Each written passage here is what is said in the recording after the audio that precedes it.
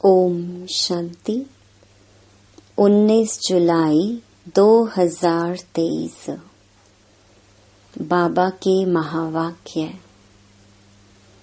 मीठे बच्चे, तुम्हारा यह जन्म बहुत ही अमूल्य है, क्योंकि बाप स्वयं इस समय तुम्हारी सेवा करते हैं।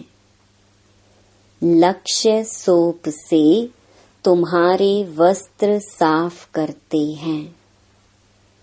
प्रश्न: जो अल्लाह को सृष्टि का रचयिता कहते हैं, उनसे कौन सा प्रश्न पूछना चाहिए?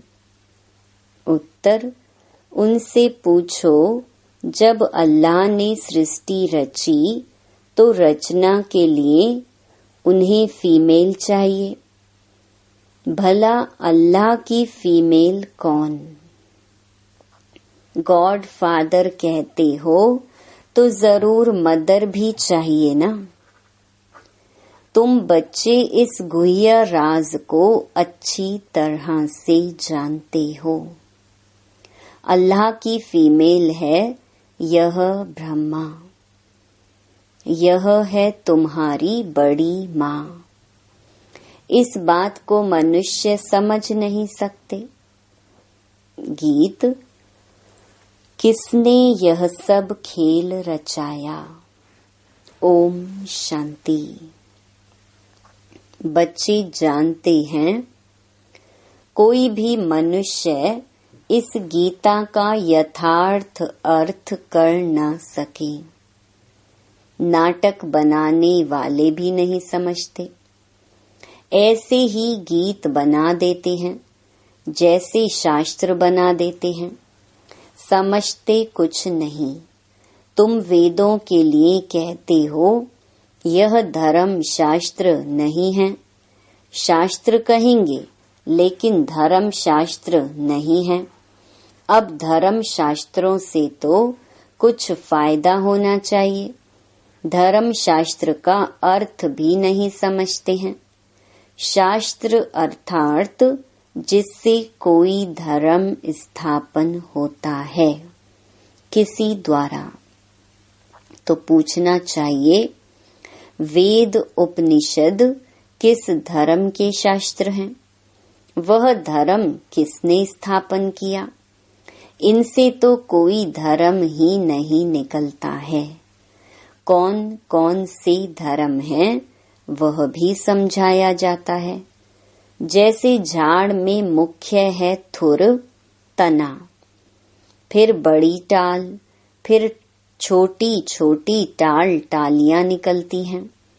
तो बच्चों को समझाया जाता है, यह जो धर्म शास्त्र हैं, सर्व शास्त्रमयी शिरोमणि गीता, वह है थुर। उनके बाद बाकी सब ठहरी रचना। यह इस्लामी, बौद्धि, क्रिश्चियन आदि यह सब कल्प वृक्ष के टाल हैं। गीता में भी लिखा हुआ है, मनुष्य सृष्टि का झाड़ है। तो यह झाड़ का राज बुद्धि में अभी बैठा है। इसका मुख्य थुर है आदि सनातन देवी देवता धर्म। इस झाड़ की भेंट बड़ के झाड़ से की जाती है। यह बहुत बड़ा होता है। झाड़ जब पुराना होता है तो उनका थुर माना तना सड़ जाता है, बाकी टालियां रहती हैं। यह भी ऐसे ही है। बच्चे जानते हैं, इनका थुर जो देवी देवता धर्म था वह अब है नहीं। परमात्मा 24 अवतार लेते हैं तो वह सर्वव्यापी हो नहीं सकते।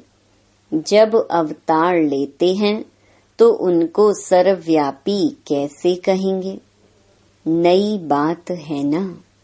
कितना बड़ा झाड़ है, थुर है ही नहीं।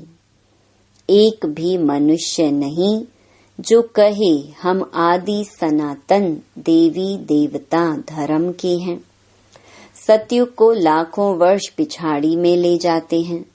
कितनी मुश्किलात की बात हो गई है। अब सभी मनुष्य दुखी ही दुखी हैं। सुखी कौन हो सकता है?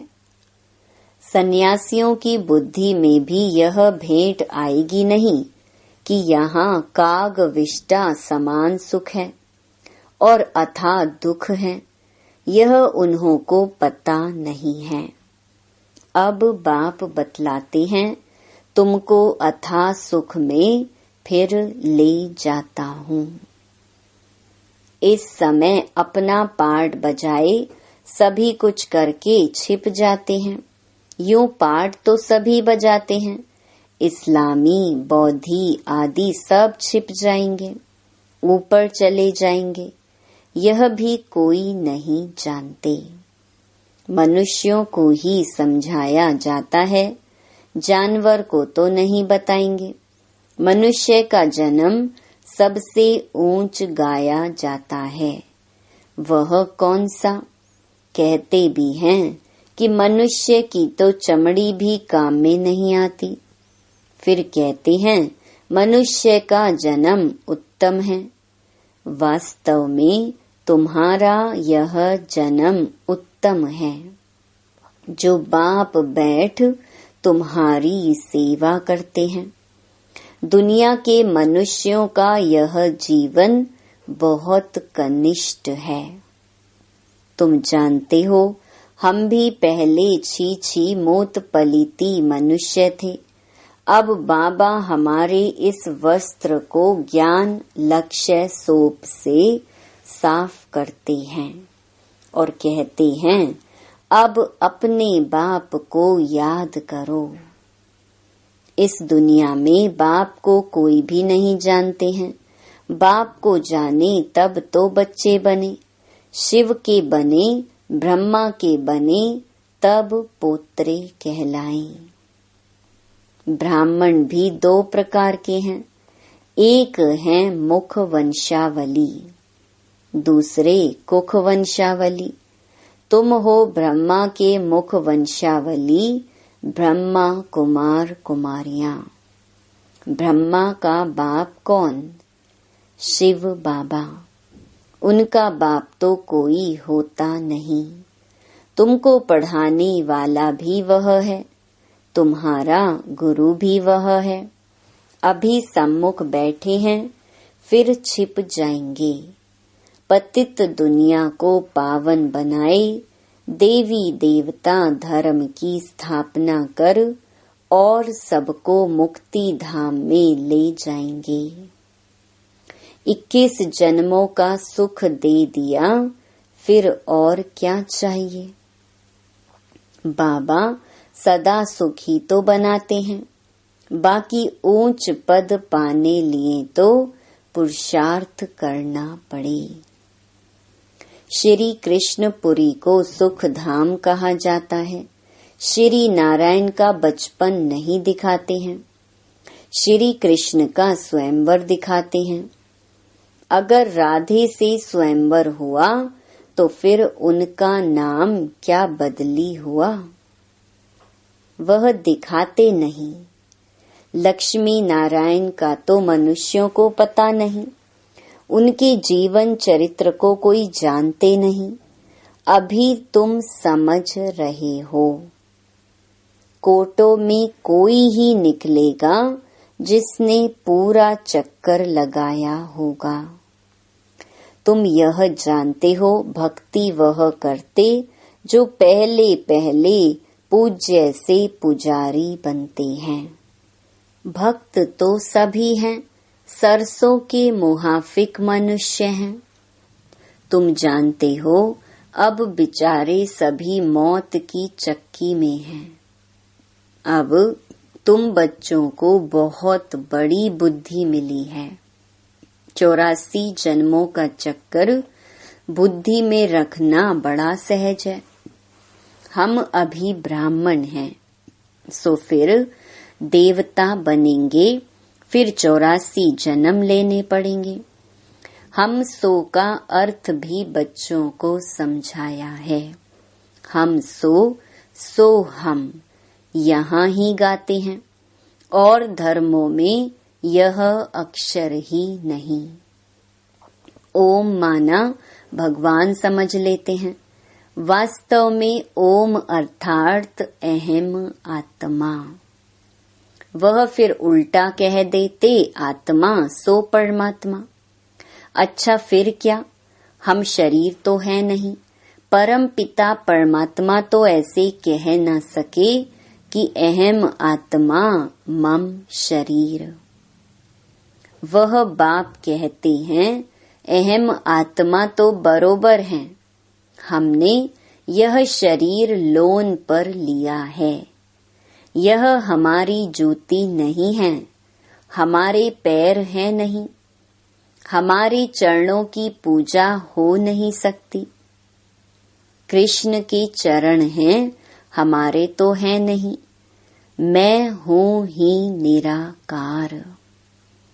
यूं तो आत्मा भी निराकार है, परंतु वह 84 जन्मों में आती है। मेरा तो शरीर है नहीं, मैं अशरीरी हूँ। तुमको भी कहता हूँ अशरीरी बनकर मुझे याद करो। तुम जानते हो बाबा आया हुआ है, उनका क्या पाठ है? पतित सृष्टि को पावन बनाना। निराकार तो जरूर कोई शरीर में आया होगा। मनुष्यों को पता न होने कारण उन्होंने फिर नाम लिख दिया है फर्स्ट प्रिंस श्री कृष्ण का। अब श्री कृष्ण यहाँ कैसे आ सकता, यह समझकर फिर समझाना है। टैगोर आदि गीता की कितनी महिमा करते थे। वास्तव में यह श्री कृष्ण के बहुत जन्मों के अंत का जन्म है, जिसमें शिव बाबा बैठ गीता ज्ञान सुनाते हैं। बाबा कहते हैं मैं छोटे बच्चे के तन में कैसे बैठ सुनाऊंगा। जरूर अनुभवी रथ चाहिए। ड्रामा अनुसार हमारा यह रथ मुकर्रर है। ऐसे नहीं कि फिर दूसरे कल्प में और रथ लूंगा। ब्रह्मा द्वारा ही स्थापना करेंगे। कल्प पहले भी तुम ब्रह्मा कुमार कुमारियों ने ब्रह्मा द्वारा वर्षा लिया था। अब बाप कहते हैं और संग तोड़ मुझ संग जोड़ो। मेरा तो एक शिव बाबा दूसरा ना कोई। तुम मात पिता हम बालक तेरे। जिसकी इतनी महिमा है अभी तुम उनके सम्मुख बैठे हो। विचार किया जाए बरोबर हमको किसने रचा। कहते हैं अल्लाह ने रचा, तो जरूर अल्लाह की कोई फीमेल भी होगी। अल्लाह तो निराकार है, उनकी फीमेल फिर कहाँ से आई। तुम गॉड फादर कहते हो तो फादर हमेशा रचता होता है। मदर ही ना हो तो उनको फादर कैसे कहेंगे। बच्चा पैदा होता है तब ही फादर कहते हैं ना। यह किसको पता नहीं गॉड फादर की फीमेल कौन है। यह है सबसे गुह्य बातें। आदम बीबी दोनों हैं। आदम उनको कहेंगे तो फिर सरस्वती को बीबी नहीं कह सकते। वह बीबी हो तो फिर उनकी माँ कौन। यह बड़ी समझने की बातें हैं। बाप ही बैठ समझाते हैं। इस हिसाब से यह ब्रह्मा मेरी सजनी हुई। इसके मुख द्वारा रचता हूँ तुम बच्चों को।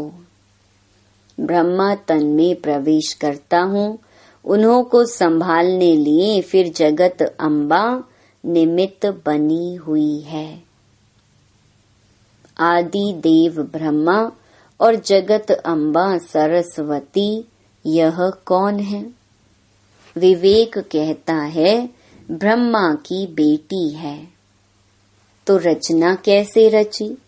ब्रह्मा द्वारा रचा तो यह है बड़ी माँ। फिर संभालने के लिए मम्मा भी है, बाबा भी है। पहले नंबर में सरस्वती जाती है। जगत अम्बा की कितनी महिमा है। अब तुम समझ गए हो, हम 100 ब्राह्मण बने हैं। हम ईश्वर की गोद में आए हैं।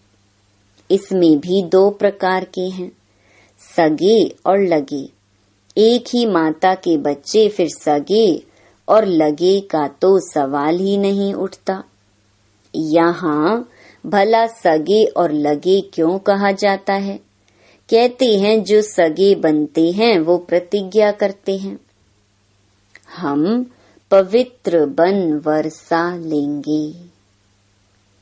तो ऐसे पवित्र ही गद्दी नशीन वारिस बनते हैं। लगे फिर प्रजा में चले जाते हैं। सगे भी बहुत बनेंगे, फिर उनमें भी नंबरवार होंगे।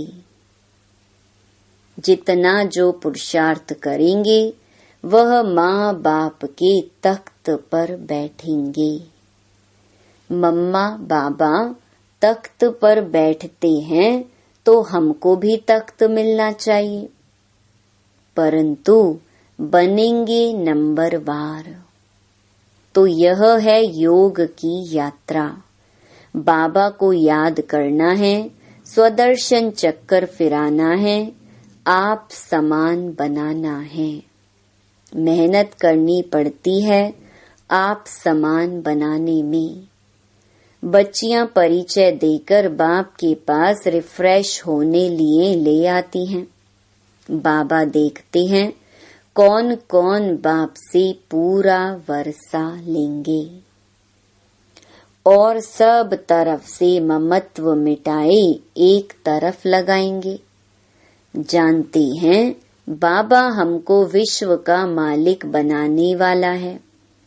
बाप कहते हैं हम तुमको स्वर्ग का मालिक बनाएंगे, फिर चाहे सूर्यवंशी चाहे चंद्रवंशी बनो। तो बाप अपने आप सब कुछ कर रहे हैं, फिर छिप जाएंगे। घड़ी घड़ी अवतार तो नहीं लेते हैं, उनको अपना शरीर ही नहीं है। वह एक ही बार आते हैं। तुम तो घड़ी घड़ी एक चोला छोड़ दूसरा लेते रहते हो। मैं पुनर्जन्म में आता नहीं हूँ। कितना अच्छी रीति समझाते हैं। आगे यह बातें बुद्धि में नहीं थी। अनायास घर बैठे रास्ते जाते बाबा ने प्रवेश कर लिया, फिर मालूम पड़ा। अब दिन प्रतिदिन सब बातें बुद्धि में बैठती जाती हैं। कहते हैं ना, हम 7 दिन का बच्चा हूँ, 2 मास का बच्चा हूँ। यह ज्ञान तो सेकंड में भी मिल सकता है। कितने बच्चे हैं और कोई सत्संग नहीं होगा जहाँ इतने बच्चे हों। प्रजापिता ब्रह्मा और जगत अम्बा भी बाप के बेटे बेटी हैं, ना कि मेल फीमेल। मेल फीमेल इतने बच्चे कैसे पैदा करेंगे? कुख वंशावली की तो बात ही नहीं। जिन्होंने कल्प पहले मात पिता का बनकर वर्षा पाया है वही आते रहते हैं। कलम लगती रहती है, बगीचा है ना। अभी देवी देवता धर्म के फूल तो हैं नहीं, बाकी सब जैसे कांटे हैं, चुभते हैं। यह कांटों की दुनिया है। बाप आकर कांटों से कली, कली से फूल बनाते हैं। श्रीमत पर नहीं चलते हैं तो फिर गिर पड़ते हैं। बाबा समझ जाते हैं यह विकारों में गिर पड़ा। अभी तुम पतित से पावन बन रहे हो। बापू गांधी भी पतित पावन को याद करते थे, चाहते थे वर्ल्ड ऑलमाइटी अथॉरिटी का राज्य हो। सो तो बाप ही स्थापन करेंगे। तुम जानते हो अब हमको इस कंसपुरी से कृष्णपुरी में जाना है। भारत में सतयुग था, लक्ष्मी नारायण का राज्य था। 5000 वर्ष की बात है। 5000 वर्ष से पुरानी चीज कोई होती नहीं। लाखों वर्ष की तो कोई चीज रह ना सके। देखो तुम बूढ़ी माताएं गुड़गांव से आई हो, मात पिता पास, जिनसे वर्षा मिलना है। बाप भी बुढ़ियों को देख खुश होते हैं। 5000 वर्ष पहले भी आकर वर्षा लिया था। सारा मदार पुरुषार्थ पर है। तुम बुढ़ियाएं इतना ज्ञान उठा नहीं सकती। यह दादा बूढ़ा तो बहुत अच्छा पढ़ता है। तुम समझती हो जवान सरस्वती माँ अच्छा पढ़ती है।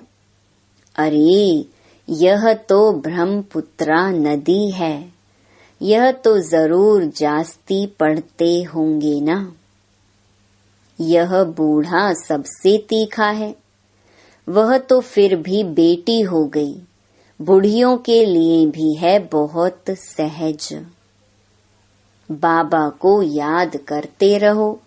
ओहो शिव बाबा कुर्बान जाऊं। आप तो सुखधाम ले जाते हो। बस ऐसे खुशी में रहो तो भी बेड़ा पार है। हमेशा समझो शिव बाबा समझाते हैं। इनको छोड़ दो, ऐसे ही समझो शिव बाबा सुनाते हैं। तो बुद्धि योग शिव बाबा पास जाने से विकर्म विनाश होंगे। मम्मा भी शिव बाबा से सुनकर सुनाती है। सदैव एक शिव बाबा की ही याद रहे तो विकर्म विनाश होते रहेंगे। अच्छा, मीठे मीठे सिकी लधे बच्चों प्रति मात पिता बाप दादा का याद प्यार और गुड मॉर्निंग। रूहानी बाप की रूहानी बच्चों को नमस्ते। धारणा के लिए मुख्य सार। पहला, गद्दी नशीन पक्का वारिस बनने के लिए पवित्रता की प्रतिज्ञा कर सगा बच्चा बनना है और संग तोड़ एक संग जोड़ना है।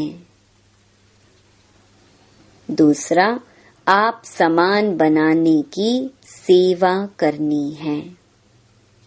कांटे से कली, कली से फूल बनना और बनाना है। नई झाड़ की कलम लगानी है। वरदान, कर्मों की गुह्य गति के ज्ञाता बन धर्मराजपुरी की सजाओं से बचने वाले विकर्मा जीत भवा।